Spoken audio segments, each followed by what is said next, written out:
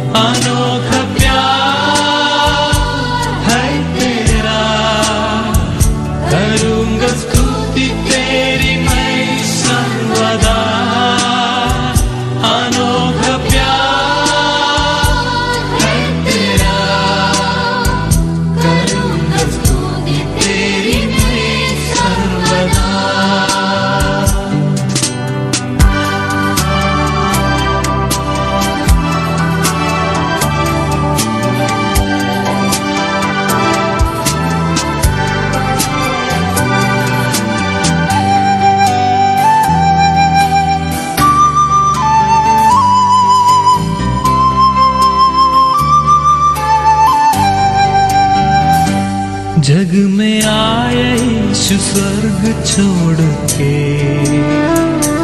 मेरा सारा दंड सह लिया उसने, कोड़े खा के क्रूस उठा के यीशु ने मुझे मुक्ति और चंगाई दे दी है। अनोखा प्यार है तेरा, करूँगा स्तुति तेरी मैं सर्वदा। अनोखा प्यार है तेरा, करूँगा स्तुति तेरी मैं सर्वदा।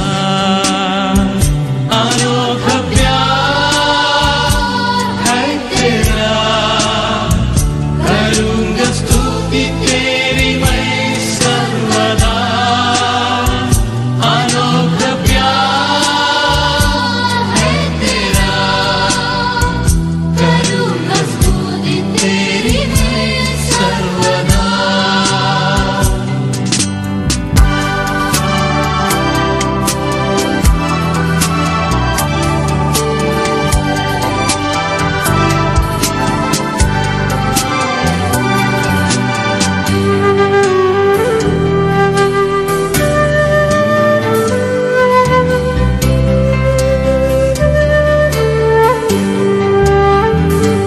अन्न वस्त्र और सभी आशीषें दी मुझे उसने भरपूरी से।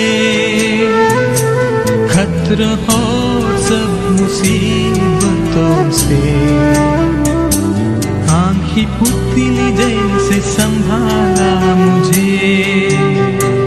अनोखा प्यार है तेरा, करूँगा स्तुति तेरी मैं सर्वदा। अनोखा प्यार है तेरा, करूँगा स्तुति तेरी मैं सर्वदा। आइए इस समय हम एक भाग पढ़ेंगे नए नियम से। आज की जो सबक है नए नियम से हम ध्यान करेंगे। पहला कुरिन्थियों के खत उसके 3 अध्याय और 5 पद से लेकर के 9 पद तक आपके सम्मुख में पढ़ूंगा।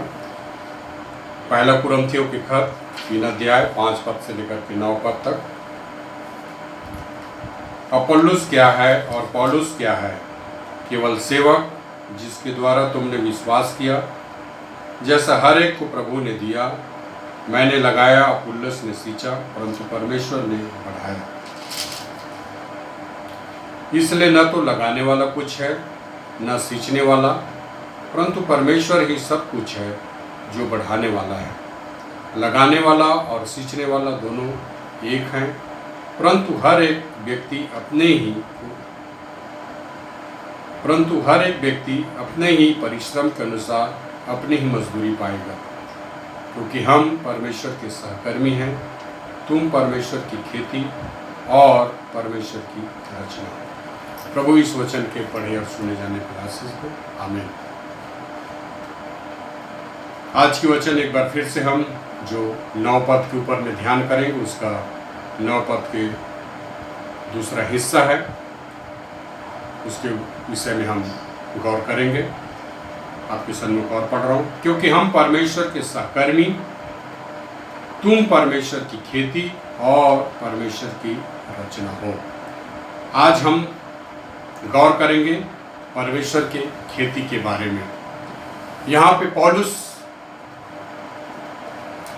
कुरिन्थियों के लोगों को समझाने की कोशिश कर रहा है, संबोधित कर रहा है कि तुम सब परमेश्वर की खेती हो। पौलुस यहाँ पे क्यों परमेश्वर की खेती के बारे में बातचीत कर रहा है? और इन 9 पद में 3 बातें हैं, जैसे पिछले हफ्ते हमने ध्यान किया था और परमेश्वर के सहकर्मी के विषय में। आज हम ध्यान करेंगे परमेश्वर की खेती के बारे में। उसके बाद और हम अगले हफ्ते ध्यान करेंगे परमेश्वर की रचना के बारे में। पौलुस जो है बहुत ही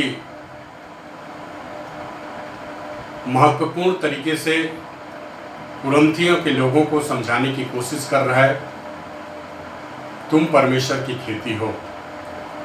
खेती की इस महत्व को समझाने की कोशिश कर रहा है। यदि हम सोचें, ध्यान करें तो वाकई में ये खेती बहुत ही महत्वपूर्ण है हमारे लिए, किसानों के लिए, दुनिया के तमाम उन लोगों के लिए जो लोग फसल उगाते हैं।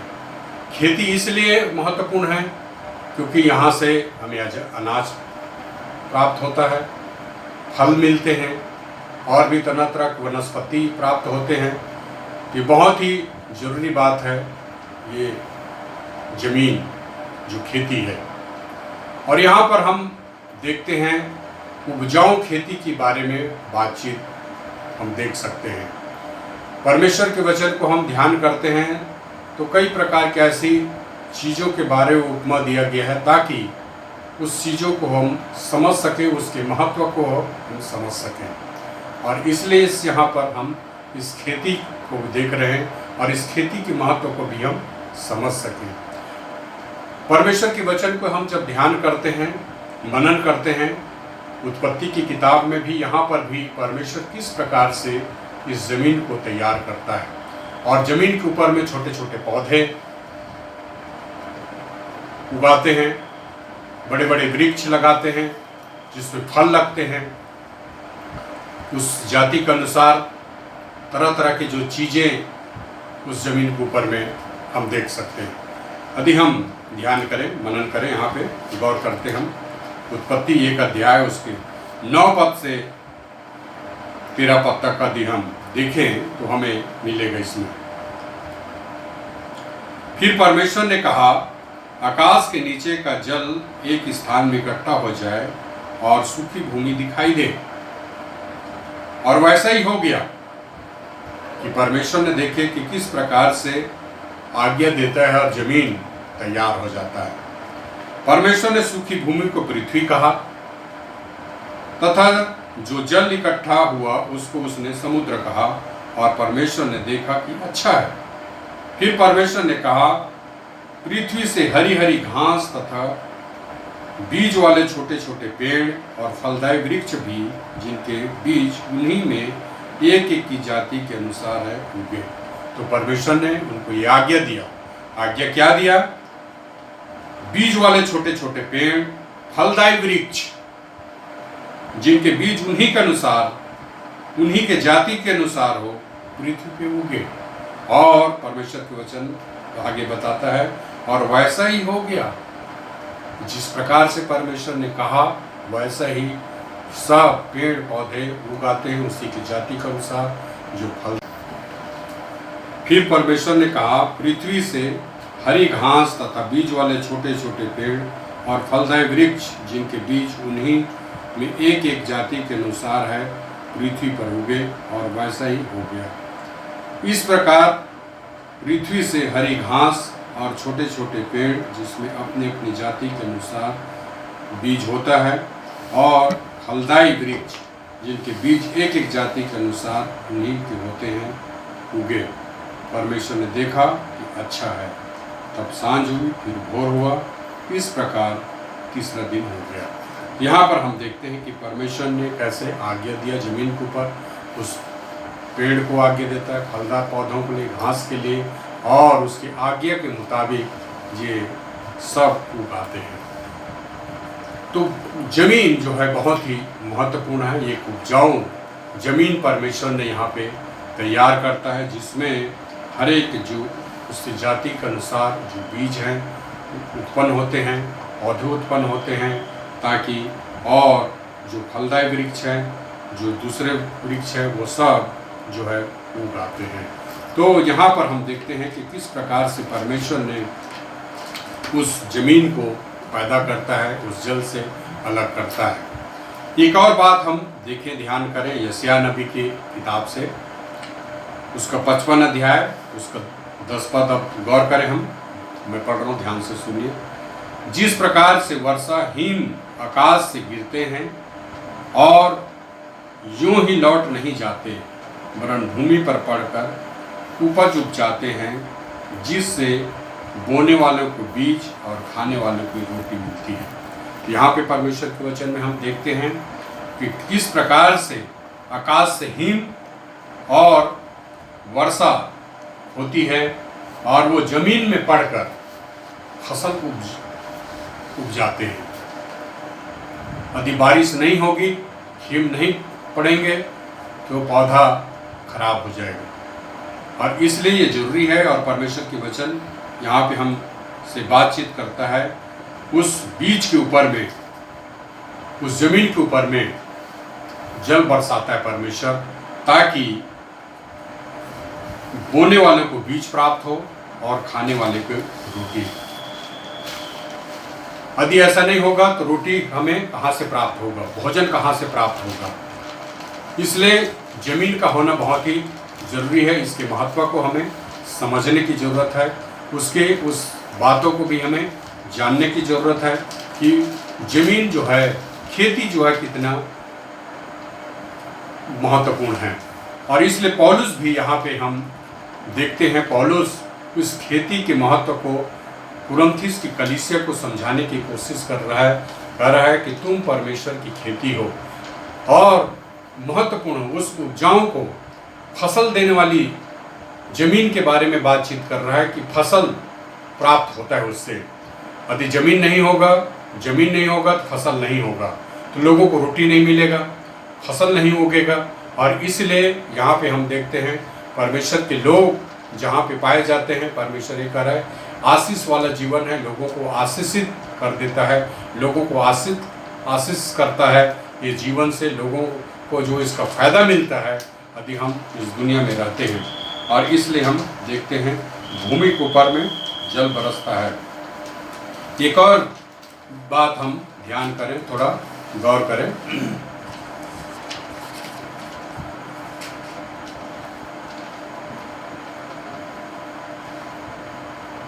याकूब के पत्री से हम ध्यान करें, 5 अध्याय उसका 7 और 8 पद। याकूब की पत्री 5 अध्याय उसका 7 और 8 पद हमें मिलता है। इसलिए हे भाइयों, प्रभु के आगमन तक धीरज धरो। देखो, किसान पृथ्वी की बहुमूल्य फसल की आशा रखता हुआ प्रथम और अंतिम वर्षा होने तक धीरज धरता है। यहाँ पे परमेश्वर के वचन कहता है, जो किसान है अपने उस बहुमूल्य फसल के लिए प्रथम और अंतिम बारिश के लिए इंतजार करता है, धीरज धरता है। तो परमेश्वर के वचन कह रहा है हमें भी धीरज धरने की जरूरत है।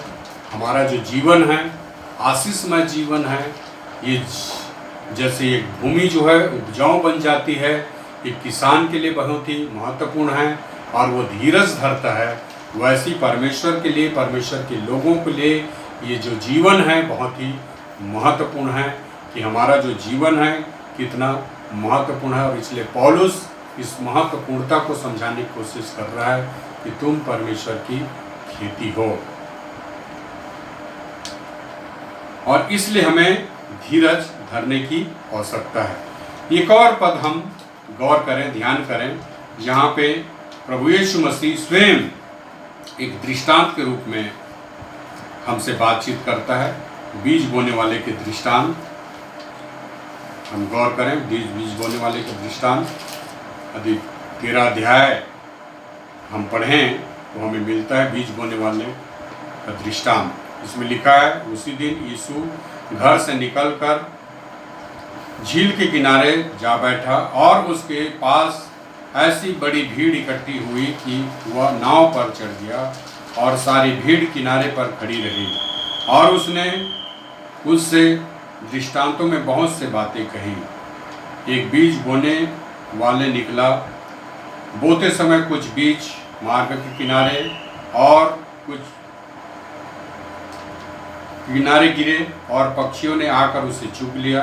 कुछ बीज पथरीली भूमि पर गिरे जहाँ उन्हें बहुत भूमि ना मिली और गहरी मिट्टी ना मिलने के कारण वे जल्द उगाए, पर सूरज निकलने पर वे जल गए और जड़ न पकड़ने से सूख गए। कुछ बीज झाड़ियों में गिरे और झाड़ियों ने बढ़कर उन्हें दबा डाला। पर कुछ बीज अच्छी भूमि पर गिरे और फल लाए, कोई 100 गुना, कोई 60 गुना और कोई 30 गुना। जिसके कान हो वह सुन ले। यहाँ पर हम एक दृष्टांत देखते हैं। प्रभु यीशु मसीह उन भीड़ से बातचीत करते हैं, वो समझाने की कोशिश करते हैं कि बीज बोने वाला है जो बीज बोता है, और बीज जो है जो कहाँ कहाँ पे गिरा। और यहाँ पे हम देखते हैं कुछ मार्ग में गिरा, कुछ पथरीली जमीन पे गिरा, कुछ झाड़ियों में गिरा।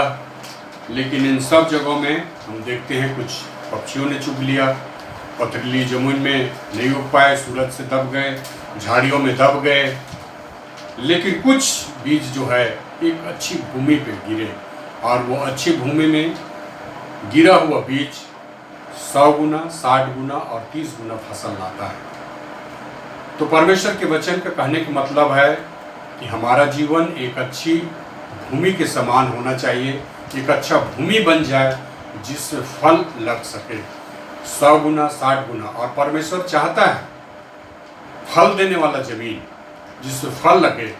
यदि फल न लगता हो, जमीन बंजर हो, बेकार हो, पथरीली हो, झाड़ी वाला हो, कटीली हो, तो उसका कोई उपयोग नहीं होता है, वो बेकार होता है, बंजर होता है। लेकिन अच्छे जमीन को हर कोई पसंद करता है, और किसान भी उस अच्छी भूमि का देखभाल करता, अपने फसल को लगाता है ताकि उसमें और भी फसल लग सके। और यहाँ पे परमेश्वर के वचन पे हम यही पाते हैं, जो 100 गुना, 60 गुना और 30 गुना फल उसमें आता है। परमेश्वर भी ऐसा ही चाहता है हमारे जीवन से 100 गुना फल लगे, 60 गुना फल लग सके, दूसरे लोग आशीषित हो सके। और परमेश्वर के वचन हमें बताता है कि वो काटता है और छांटता है ताकि और भी फल लग सके। परमेश्वर हमारे जीवन को और भी अच्छा बनाने के लिए वो चाहता है हमारा जीवन एक अच्छा उपजाऊ भूमि बन जाए, बढ़िया भूमि बन जाए जिससे फल लग सके। और पौलुस भी इसके महत्व को समझ चुका था, और इसीलिए कुरिन्थियों के कलीसिया को वो समझाने की कोशिश कर रहा है, तुम परमेश्वर की खेती हो, इसके महत्व को समझो, जानो और परमेश्वर के लिए फल ला सको, परमेश्वर के लिए कार्य करो। और इसलिए यहाँ पे हम परमेश्वर के वचन में हम देखते हैं, पाते हैं। और परमेश्वर यही इससे ही चाहता है कि हमारा जीवन आशीषमय हो, फलदायी हो, जिसमें हम परमेश्वर के लिए ज़्यादा से ज़्यादा हम फल ला सकें। सो परमेश्वर चाहता है हमारा जो जीवन है, और इसलिए यहाँ पे इस उदाहरण से हम देखते हैं परमेश्वर के वचन में पौलुस समझाने की जो कोशिश कर रहा है, तुम परमेश्वर की खेती हो। तो वाकई में हम परमेश्वर की खेती हैं, जो उपजाऊ खेती, बढ़िया वाली खेती, जहाँ पे परमेश्वर का फसल आए 100 गुना, 60 गुना। सो प्रभु हमें आशीष और बरकत दे। आइए हम दुआ करें। प्रभु जी, धन्यवाद देते हैं एक बार फिर से खुदावन कि आपने हमें एक अच्छा जमीन बनाया जिसमें तू चाहता है 100 गुना, 60 गुना और 30 गुना फसल आ सके। खुदावन धन्यवाद देते हैं, सुनने वाले पर आपकी दया चाहते हैं, धन्यवाद देते हैं इन सब बातों के लिए। महान परमेश्वर सबको बड़ी बरकत हासिल करे, सब बातों में तुझे हम महिमा देते हैं। धन्यवाद के साथ प्रार्थना प्रभु यीशु के नाम से मांगते हैं, आमीन। अब हमारे परमेश्वर पिता का प्रेम, पाकों की संगति और यीशु मसीह का अनुग्रह अब से लेकर हमेशा हमेशा हम सबों के साथ होते हैं, आमीन।